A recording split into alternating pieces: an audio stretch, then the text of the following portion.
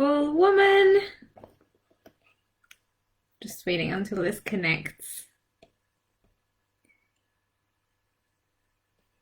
Okay, it looks like I'm live. Sometimes the comments don't show up and sometimes I don't see who is watching live. So if you're watching live, please, give me a little hello or a little emoji that I know that you're here. I, by the way, also cannot see when somebody is hitting the buttons, like the love and the like buttons. So yeah, just if you want to engage with me while I'm live, otherwise just pretend, you're watching it live while you're on the replay, because it's just so much fun when we actually can really connect, with one another this way. And I always love to read your comments after, I come off, and when I see your questions pop up and, your ahas and your breakthroughs. And I feel like your expression here really matters, right? It really matters. And especially today, as we're going to be diving into this juicy topic of spiritual work, there's definitely some huge benefits in really speaking up, what you feel, speaking up who you are, what you see, what you have witnessed on your journey, what has brought you here, and what really inspires you to keep doing this, right? So this is, I just want to say this right away, this is not going to be, this is how you do spiritual work video at all. This is just going to be a personal share about a little bit of my own journey, but also what I've seen in my practice with, with my clients, with friends, with people in my environment. And one of the major things that I really want to bring in right here is there was this wound that I was, moving myself through in the beginning of my spiritual journey. And it was this feeling of inadequacy. It was connected with, oh my gosh, now I have access to all this wisdom and nobody else in my field knows this. Like, I have a very select group of friends who I would be talking about spirituality with, but it didn't, it wasn't something that I could relate to with my friends and, even with my parents or with my family members. It just felt like it was this, this secret that I was keeping. And yeah, like this actually exacerbated an alienation wound that I had from childhood. And funny enough, like the spiritual work is also what brought me the tools to work through this. But in the very beginning, it was really, really difficult. And so this is why I was saying, really affirm what is going through your mind, like express yourself, come out of the closet, say what you mean, put it into words, try to put it into words, try to express yourself, because when we really express ourselves, it actually opens up our throat chakra. And our throat chakra is very much connected with our womb space because, well, first of all, because of the jaw muscles, the muscles in our jaw actually, when the embryo develops in the mother's tummy, the same group of muscles that creates, that then develops to become, the pelvic floor are actually the same group of muscles that then create our larynx. And so when we speak and, when we voice ourselves and we express ourselves, we actually tap into our womb power, right? We liberate ourselves, like speaking, communicating. It's always been, some of our most amazing gifts on the planet. As women, we're incredibly astute communicators. We know how to say things in the right ways. We know how to express ourselves. So when it comes to spiritual work and actually, voicing yourself on what you have experienced in your life, it doesn't only liberate your own womb power and you're, accessing this gateway to your divine feminine consciousness, it also acknowledges the fact that you are not only healing yourself, and you're not only liberating yourself and liberating the lineage that you come from. This is actually something that is stemming from thousands of years ago, right? And not even so long ago, when there was the witch prosecution, and all these things that historically speaking, got woven into our DNA somehow, where women got shut down, they got silenced, right? Not just women, by the way, everybody who was a spiritual leader. And we haven't actually gained access to this, full expression, and, fully embodying and fully saying what we mean, and fully voicing ourselves on that level for that long, right? And I know for myself, my own spiritual journey really became crystal clear about 10 years ago when I started to practice meditation. But I now realize this is something that was always accessible to me since, very young. And actually, when I was a young little girl, almost a toddler, I actually could hear people's thoughts. And, I had reminiscences about this, on how I could hear people's thinking. I could sense what they were thinking. And I shut it down because what I was seeing as a response in the outer world didn't match what people were saying, right? So it was like there was a dichotomy. And so, it's sudden, very subtly started to pull me into the field of, well, in the way that people are reacting with one another, they are reacting in this way, so what I'm hearing must be wrong, right? And so there came, a whole other experience. So I've actually shared about this a little bit in my last video about my spiritual gifts and, spiritual things, like the weird things that happened to me spiritually. But I basically come from a very religious upbringing. I grew up with my grandmother for a short time. And what happened is, there was this very heavy, imaging about hell, and about the devil, and about, sin. And if you don't behave well, and if you're not a good girl, then, you're going to be punished in some way. And so that in and of itself actually created a lot of fear consciousness, and it exacerbated my fear, especially when I was around 8, 9, 10, which is normally the age where children actually become familiar with their fear, and they start to explore their fear. And usually they go, they break their own like little limitations and ceilings. But what it did for me, it actually shut down my connection to God. It shut down my connection with feeling safe in that realm of the divine. I felt very unsafe. I felt very unsafe even just being me, and so I realized, oh my gosh, I had been, masturbating already for, a few years, and, that probably means that God is going to punish me. So there was all these things that started to come up to the surface, that took, honestly, quite a long time to clear. And, I still sometimes hit that, in different, different spectrums.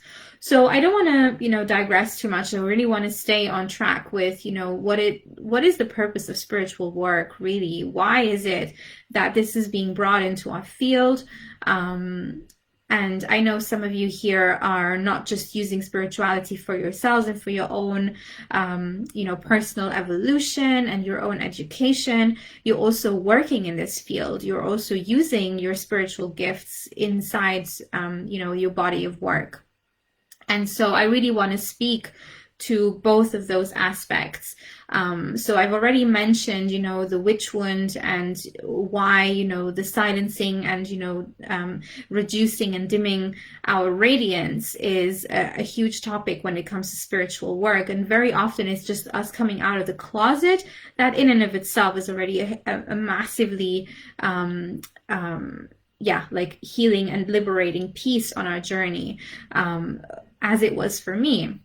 And as I was reflecting today, I remember very well as a young child and, a little girl, um, I always felt inadequate to be, a part of the family that I was born into. I always felt like I was way ahead of everybody else.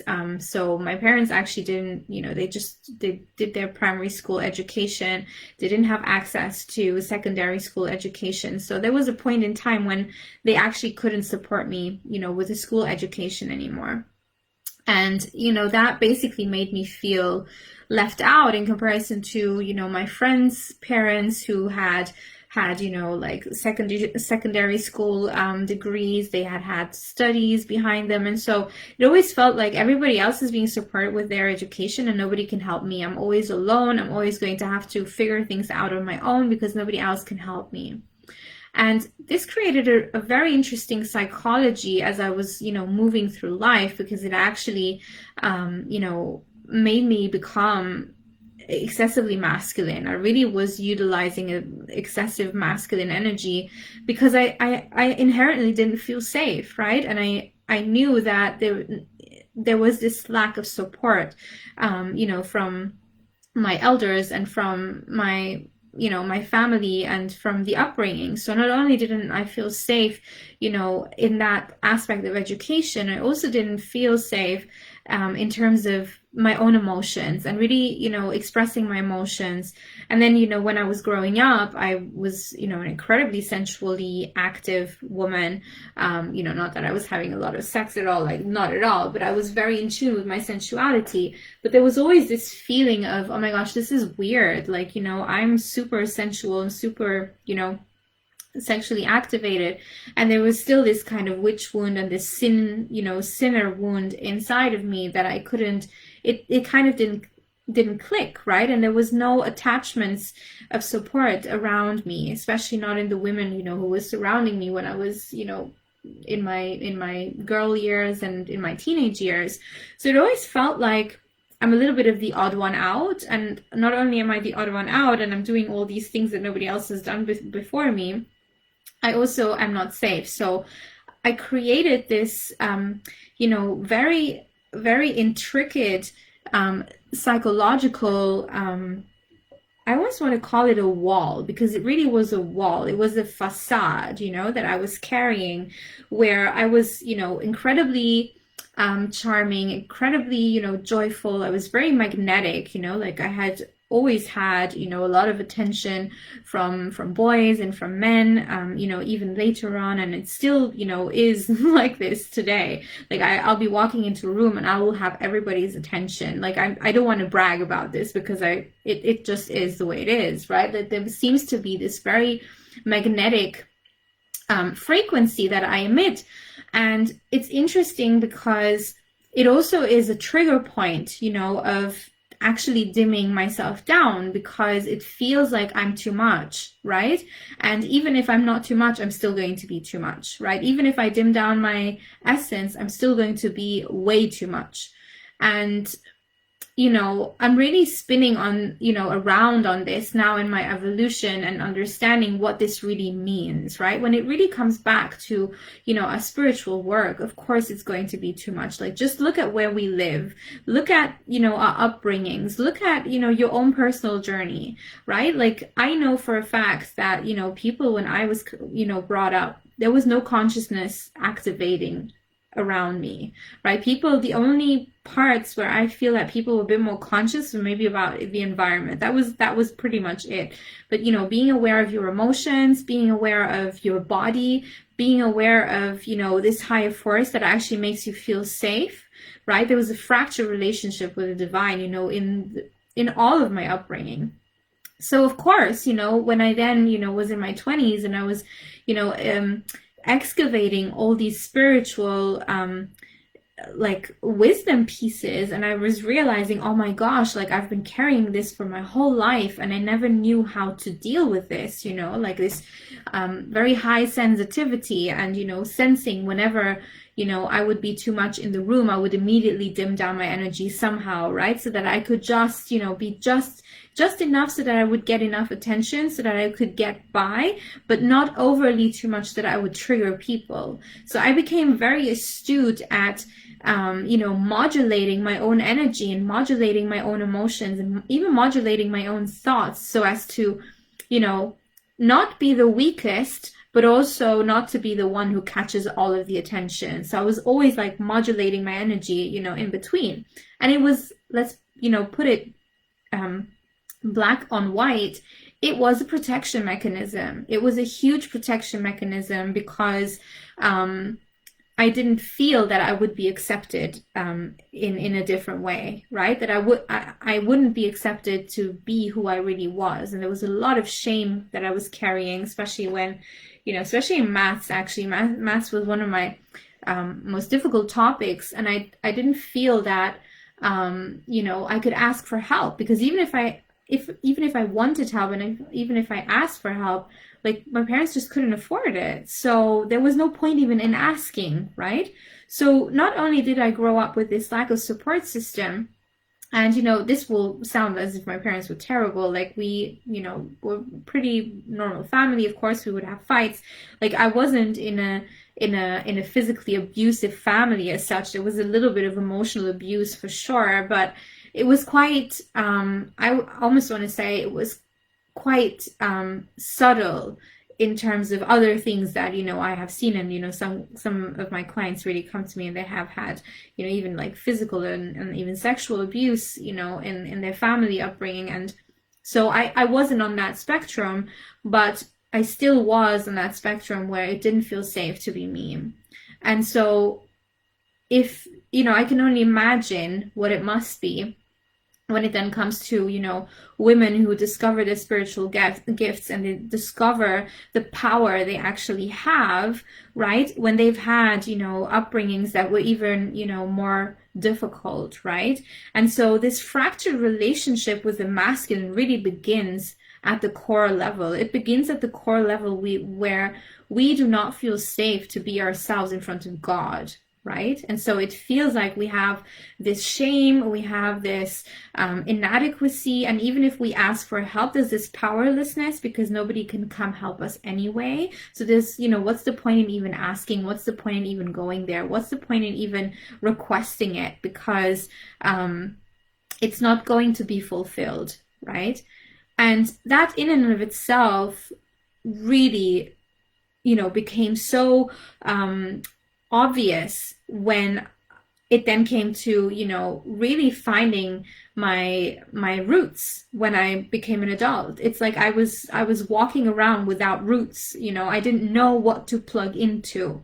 And so spirituality sort of found me, and, I then fell into a group of people who were following a spiritual leader whose name I'm not going to mention.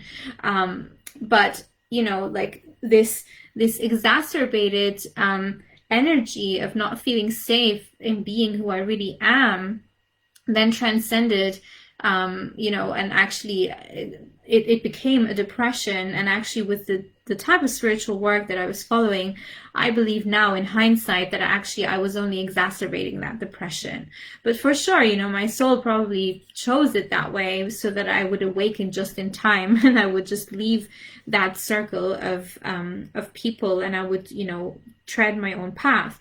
But what I'm here to say is that really the purpose of spiritual work for most women is really coming back down to what does it mean to feel supported, to really feel supported at your most divine level, right? Where you feel that there's an energy that is present for you and that is, moving inside you, moving around you, and moving through you in order to, birth forth your life's purpose.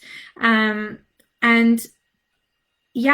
so when it really comes to spiritual work, in my opinion, and, in what I see, is that it really is about centering yourself and creating a steady ground where you can really build your life's divine fortune, where you can create. And when I say fortune, I don't just mean money. I actually mean the things that that really bring abundance to the world, that bring wealth to the world, that bring alignment to the world, that bring healing, that bring harmony, that bring coherence, that bring wholeness, that bring that sense of home and restore it, first of all, inside of you, inside your own embodiment layers, then of course this has, and ultimately always does, go so far, right? It has a huge impact on the people who are surrounding you, at last. But the people who are surrounding you shouldn't be your main focus. And this is often where, the wounded healer really comes in,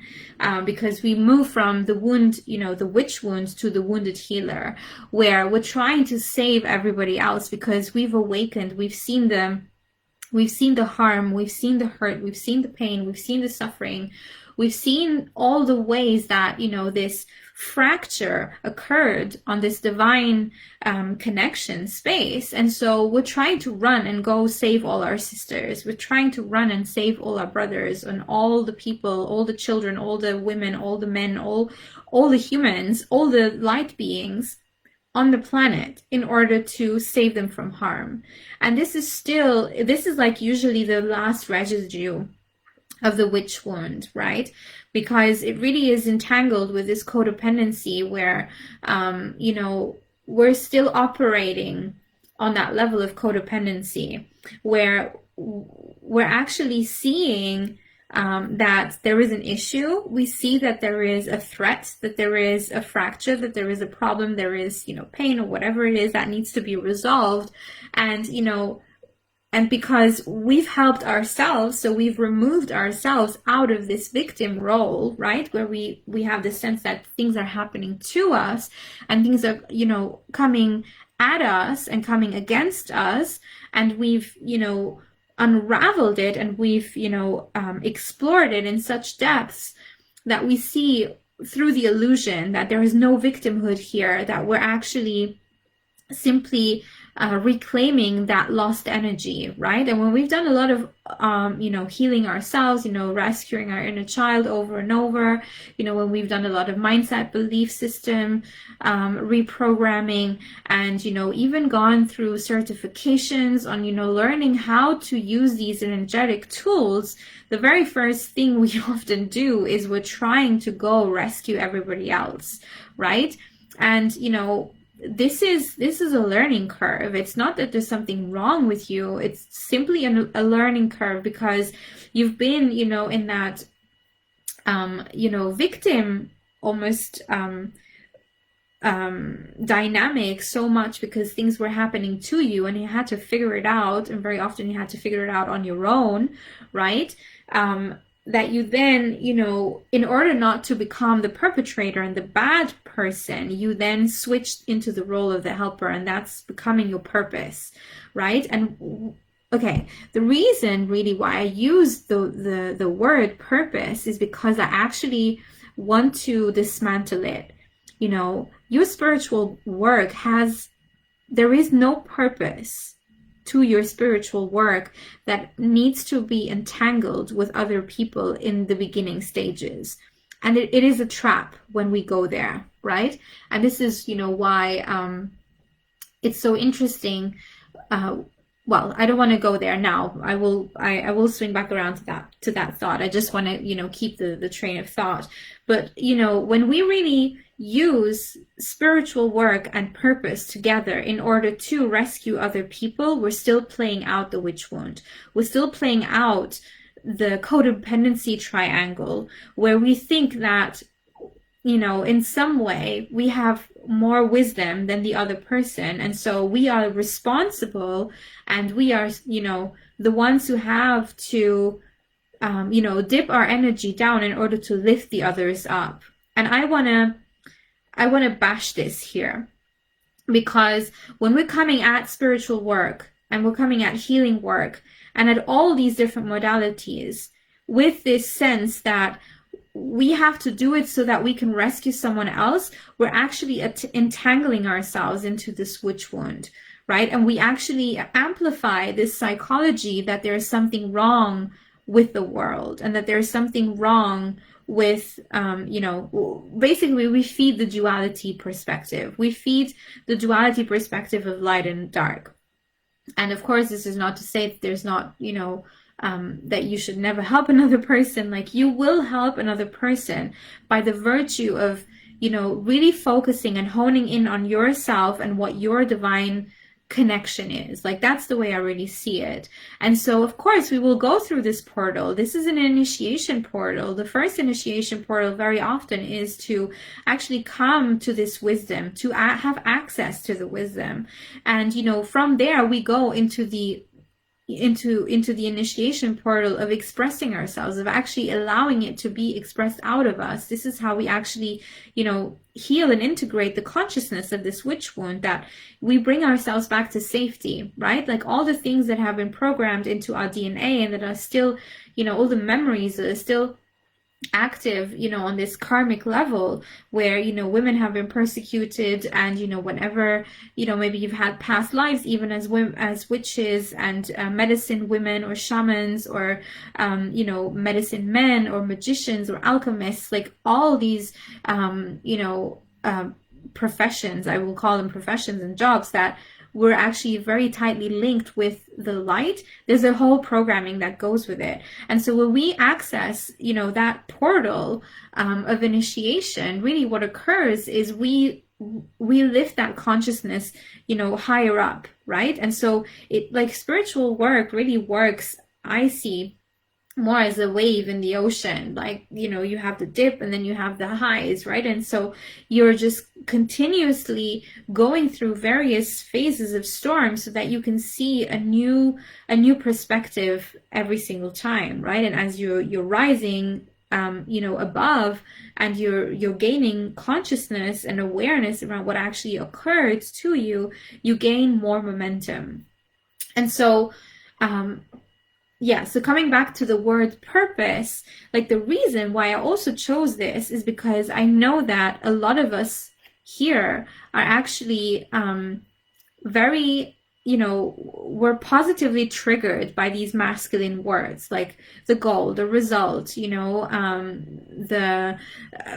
actual money, like really seeing the amount of money and really seeing, words that actually will call your masculine energy. They will call that in, because that's the way that you've learned how to operate and to function, right? And this was the same for me, right? And so what I mean to say is that, women will come into this field of spirituality, and they will dip into either this extreme masculine way, where they're going into mindset work and they're doing all the reprogramming of the mind and everything that has to do with mind and structure and planning and learning all the skills of entrepreneurship with this mental focus. And then we have the other ones who will go, well, the other extreme, and you will swing back and forth between these extremes.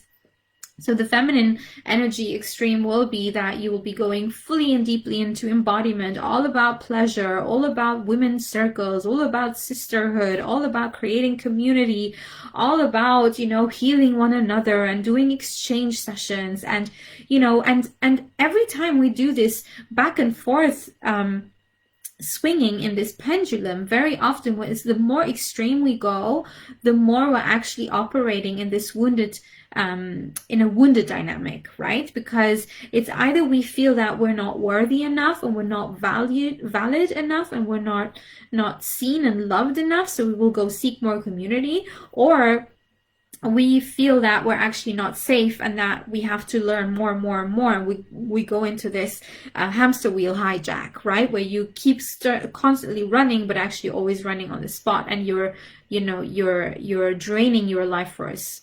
And so both of these portals are incredibly amazing for initiation, because we're learning different tools in these different fields, right? And so as we swing back and forth between these two extremes, at some point we will come to the center and we will realize that we have both of these energies inside us, and we have the capacity to not only access these energies inside of us, but we can actually access them in an empowered way, where we don't have to go into the extreme, where we don't have to go into this, fantasy, or into this extreme projection, or into this extreme lovey-dovey and everything's amazing and flowery, but we can stay in their center and we can see, yes, there are two forces occurring, on this plane and this reality. And yes, there's the masculine energy, and yes, there's the feminine. They're not one on top of the other, but we can start to balance them inside of ourselves. And so to me, really, the purpose of spiritual work at last is to rebuild this connection with, your feminine energy and your masculine energy, and to bring them into divine union, which is the Hieros Gamos that you might have heard of this term. This is something that I talk about a lot in my programs. Even though the way I advertise my programs until now were very much like feminine energy and, working on the divine feminine, it is, this is a gateway. Like really finding the empowerment in our feminine essence is actually, it's the trampoline, right? Like the feminine energy in the universe always goes first, right? So when we come at a full force with our masculine energy, we actually clog the pathway for both to actually meet, because the masculine will run so far ahead of the feminine, and the feminine always feels like she will never get enough, she'll never feel safe enough, she'll never feel good enough, and so what's the point even? And then we go into this exacerbation of the masculine energy. We're constantly hunting the next goal, we're constantly hunting the next program, the next coach to work with, and we can't actually slow down and bring, both of these energies together. So when a woman really explores this feminine energy and she sees that she's actually been running for all her life, and that the reason why she's been running isn't to get the actual object, it's because she actually has never felt safe to stay. She's never felt safe enough to slow down and to reflect and to feel, and to really feel. Like we can sometimes be doing feminine energy work, but we're still coming at it with this masculine energy. Like, when can I get the next orgasm? When can I get the next pleasure? Like, what else can I explore, right? This is still a very masculine thing. You could be using feminine energy principles and feminine energy tools without actually exploring what the feminine energy actually really is about. And I have to say, I took a little bit of a self-slap on this one a few years ago when, I was teaching sexual energy and, sexual magic and all these things. And I have to say, like, it served the purpose for everybody who was in my field back then. But I know for sure, for a fact, that I was still coming at it with this very masculine perspective of, like, it's about making money, it's about, connecting, it's about manifesting, it's about the actual result. But when, and it works, it definitely will work. Like, it worked for me. We can magnetize amazing things, we can pull and draw in a lot of things.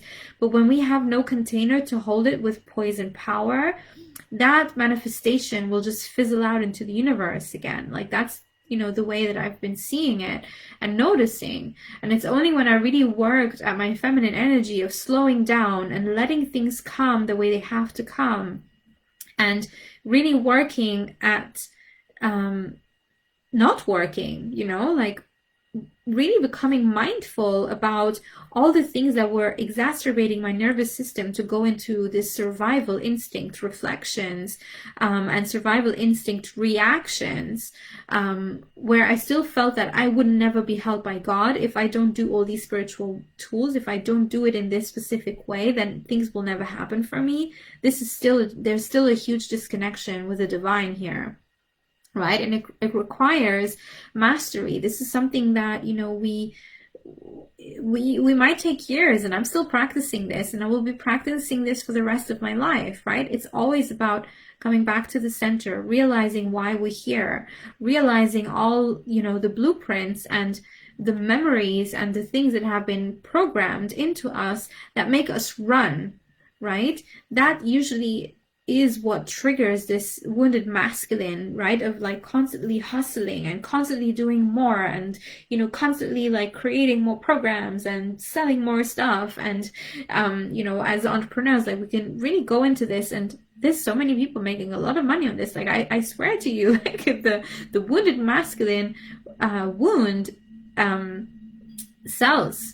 It definitely sells, right? Like because it is so natural for us, we don't even realize that we buy into these marketing strategies that that, call us into this, right? If you watch this video and if one of the pieces that called you on this title was purpose, well, this is why. It's because most likely you're operating from this masculine energy perspective, and you are wondering, and it kind of pinged you. It was like, what purpose is a purpose? Let me find the purpose. Like the actual purpose of the masculine is to find the purpose, right? Yet it's not finding the purpose out of a space where there is no groundedness with this divine masculine energy. It is, being on purpose, because the purpose of the masculine is to create a support structure and support system, right? And so that support system has to hold the feminine energy. It has to hold the well-being. It has to hold something that is coherent. It has to hold love. It has to be capable of holding this, right? And so if we're looking at all the things that we've actually set into motion into our lives that create the container where our feminine energy can come, it's like, yeah, I would say the masculine energy is almost like the temple space, and the feminine energy is the goddess who comes and, takes a bath in the temple, and she adorns herself with flowers. Like, this is how you would, and she dances, and she feels, and she's, in her radiance, in her pleasure, but also she's deeply in her feelings. And this is something that isn't talked about so much in the spiritual field, because we're so focused on light and, where the light is going, and, let's bring more light into this, let's, but there's also the aspect of the darkness, and the feminine in and of itself is actually is the shadow, is the, not the shadow, but the dark in comparison to the light, right? The masculine energy is this illumination. The masculine energy illuminates the world, whereas the feminine energy takes things into the darkness so that it can be felt, right? So that you can cover your eyes, you can cover the sight and the vision, and you can feel, you can tune into your intuition, you can tune into things with your sensations, right? So truly, like, that was a bit of a riff on, what I feel spiritual work really is about. It's about, really plugging back in and understanding why, spiritual work is so triggering, right? And so another piece that I want to bring in here before I go is what was really interesting is that for my whole life I was always feeling this sense of, I wish I belonged to another family. I wish I belonged, into another space. And I wish that my parents were like, my best friend's parents or this person's parents. And really what occurred over the years and what I'm seeing now is that, yes, there was an advancement in the way that I could sense things, that there was something missing, because this consciousness was missing, this awareness was missing, this divine essence was missing so much. But what I never fathomed at that time was that my parents would actually turn into the most amazing spiritual guides that I have now. Like, they've actually evolved over the years as well, and they've gone into their own portals of initiations with spirituality, and they're still on their journey. But it's like I was a little bit of a way show for them in a strange sense. And now, we're on this level where we can talk about all kinds of spiritual things together.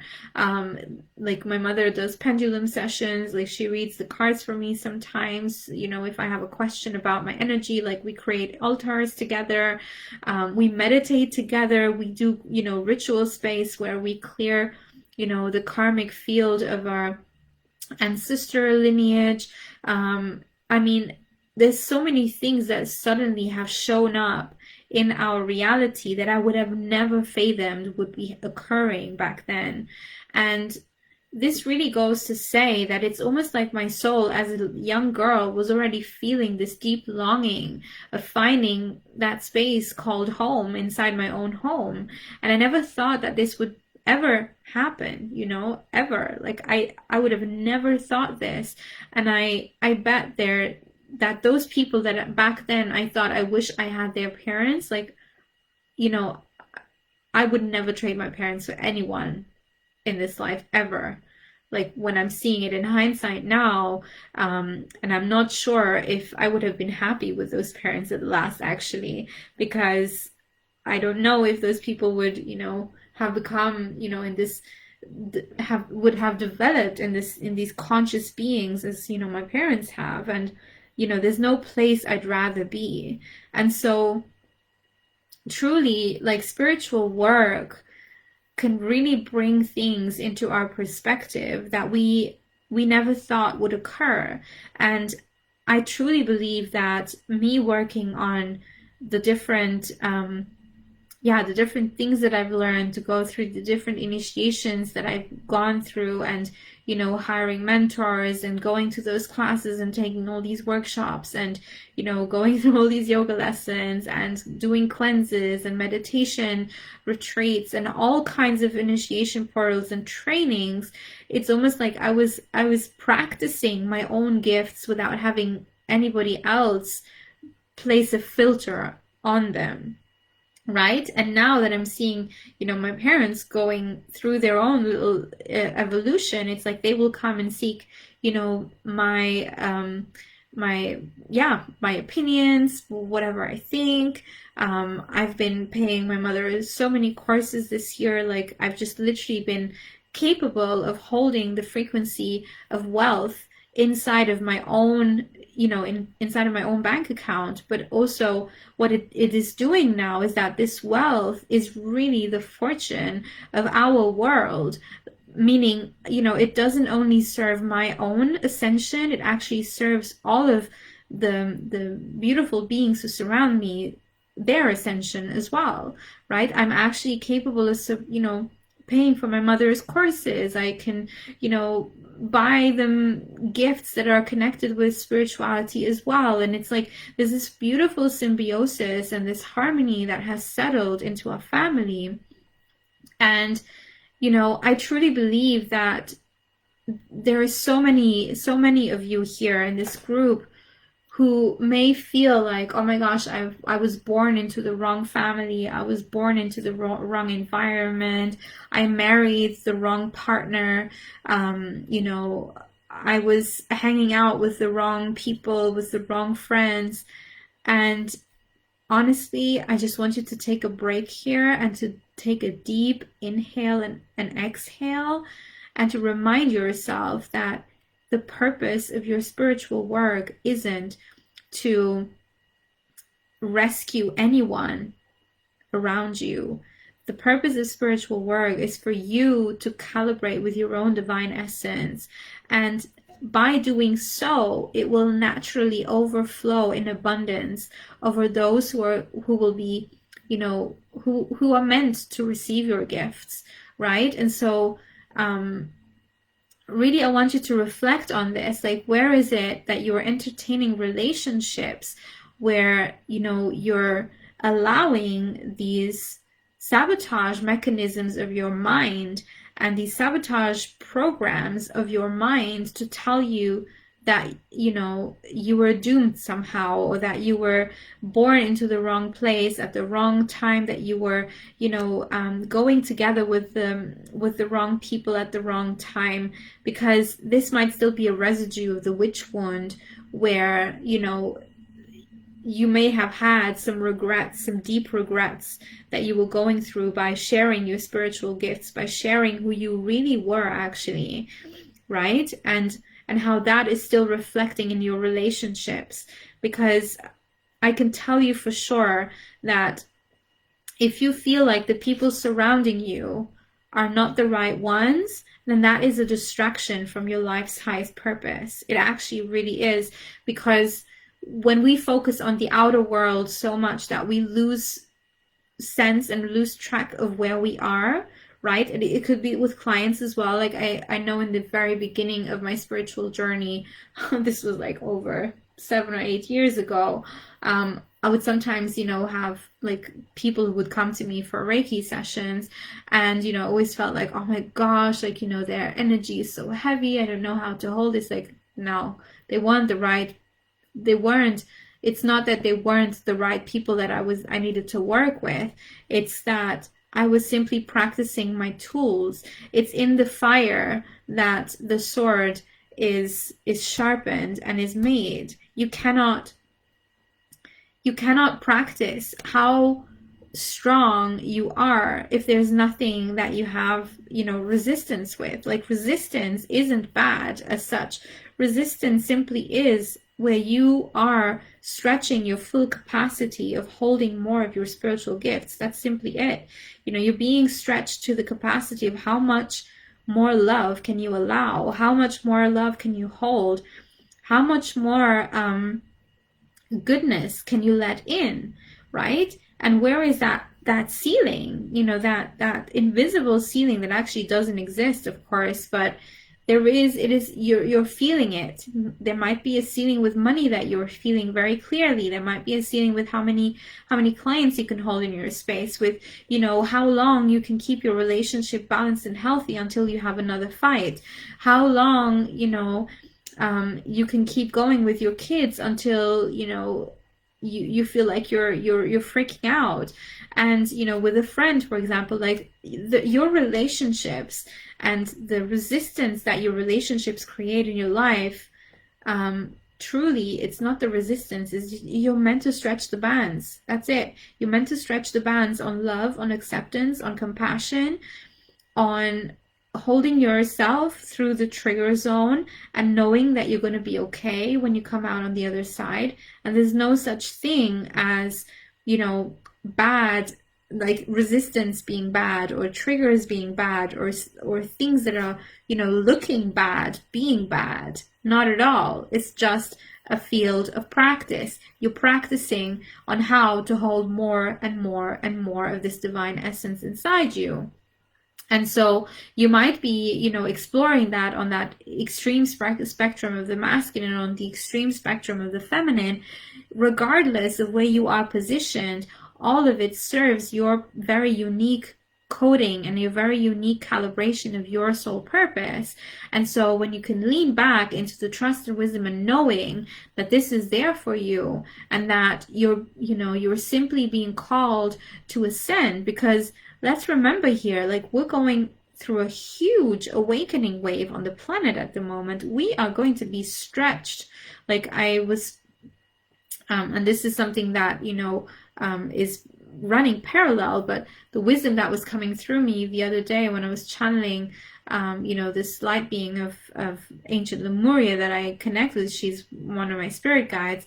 She was pretty much saying, like, 2025 is when we will see the end of this tunnel. Like, we are going into the fire all together. So, like, understanding what triggers you, understanding what your resistance points are, understanding, all the blueprints that are coming up to the surface for you to look at.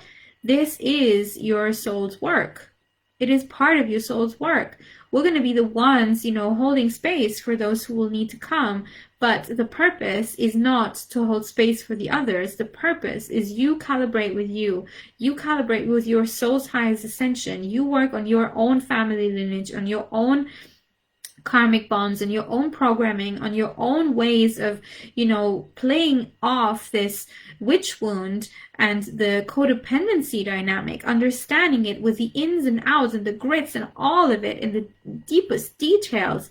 And it's like I could almost swear to you that it is going to be the very thing that nobody will be able to take away from you, because that level of strength and stamina that you will build, you will know you made it. You will know it was moving through you. You will be the one knowing on the other end that that experience became a part of your life, and you led it into being, right? You were the leader here. You were the creator here. You were the one holding that space for your own ascension. And by doing so, people can calibrate with you so much quicker, because the more you entangle yourself in this codependent codependent dynamic of trying to rescue other people, you're losing balance, right? It is about balancing yourself, balancing, all the things in such ways that that structure can hold your well-being, can hold the ways you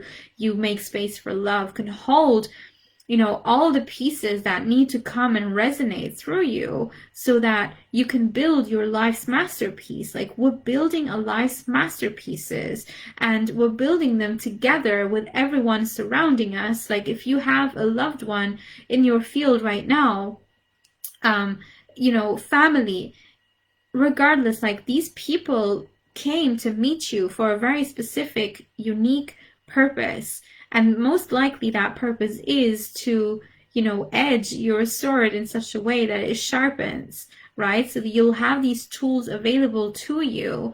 And, let's stay in the fire. Let's stay in the trigger zone. Let's stay there and move ourselves through it with courage and with faith, and knowing that this is what we've come here for. We've come to access the deepest parts of our consciousness, on a physical body level, on an emotional level, on a, energetic, mental level, energetic level, and soul consciousness level. Like, we're actually the center of the universe right here. Right? We are the center of the universe, and we are in the universe.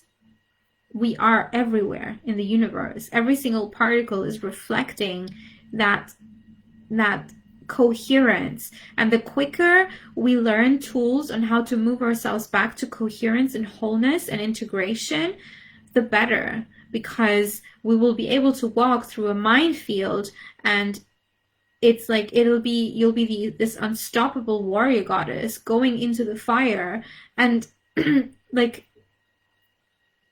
you're just uneffable. That's it, right? Because you're plugged in, and when you're plugged in, you do not need to have anybody else plugging you in for anyone. You're plugged into source. That's the purpose of spiritual work, in my humble opinion, and in what I've seen. And, we go through these different initiation portals, and you might be a facilitator of these initiation portals at some point, or you might not, and it doesn't matter, because you calibrating to your own divine essence is what is going to, elevate the planet to its, actually not even elevate the planet, it's going to restore the planet to the original frequency of the divine. That's it, So I hope this was inspiring. I hope you had some aha moments here. I would love to know what came up for you. Was there any specific points where you felt particularly engaged, or you felt particularly, oh my gosh, like that actually hit me somewhere in my body? I'd love to know. Let me know. So, sending you so much love. Have a beautiful day wherever you are, and I will speak to you soon.